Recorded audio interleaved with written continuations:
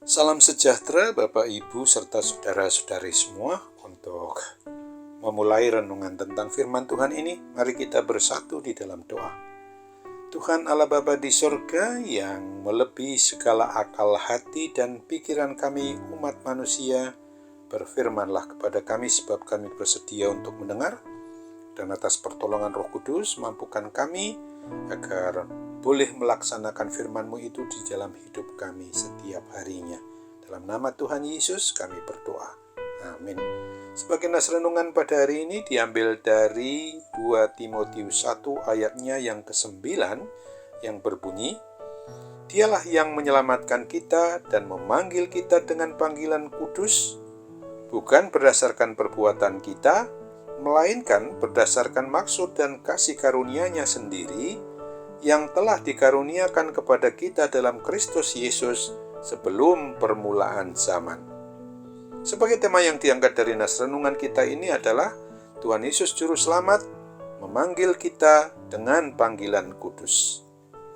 Ada kalanya terjadi bahwa kita ini diperlakukan dengan buruk, bisa saja dihina, dicaci maki, disingkirkan.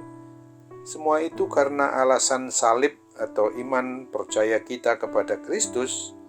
Kita harus menyadari bahwa pada waktu itu juga kita menemukan panggilan baru, yaitu dalam kesegaran baru, untuk memberitakan tentang keselamatan yang telah dianugerahkan oleh Tuhan Yesus Kristus kepada sesama umat manusia, utamanya mereka yang belum mengenal dan belum menerima Yesus Kristus sebagai Tuhan dan Juru Selamat kita, umat manusia ini.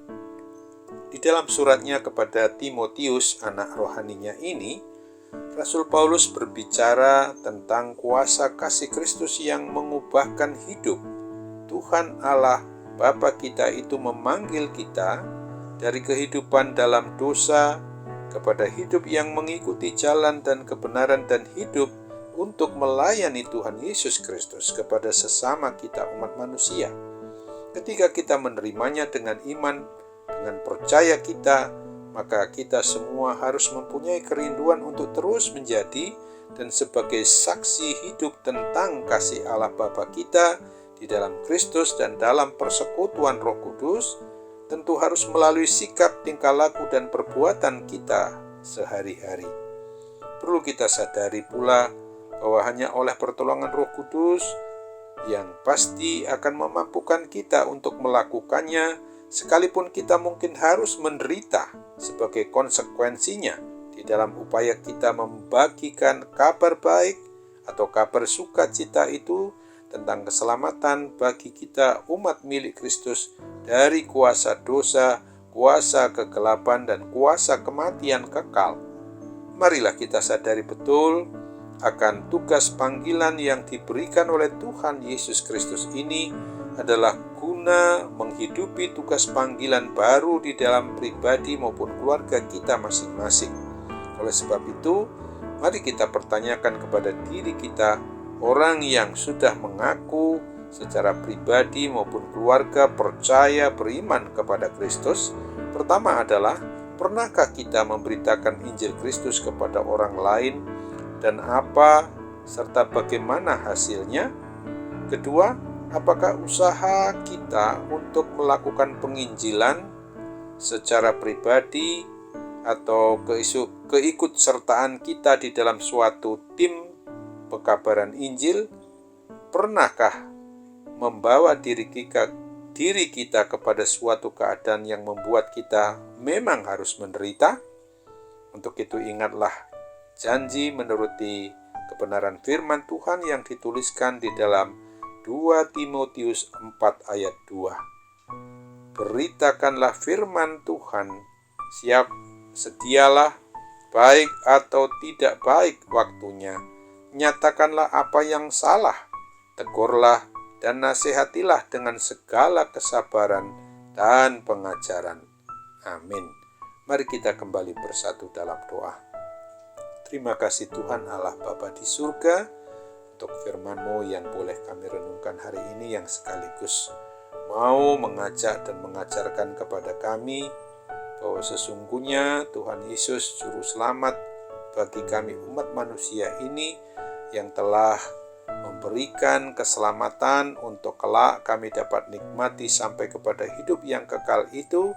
Sungguh Tuhan memanggil kami dengan panggilan kudus, dengan panggilan yang tidak diikuti dengan hal-hal yang sifatnya menjadi kekejian bagi Tuhan, tetapi yang juga semuanya serba berkat keselamatan kekal yang boleh kami nikmati sejak di dunia ini hingga sampai kepada kehidupan kekal yang Tuhan sudah sediakan bagi kami.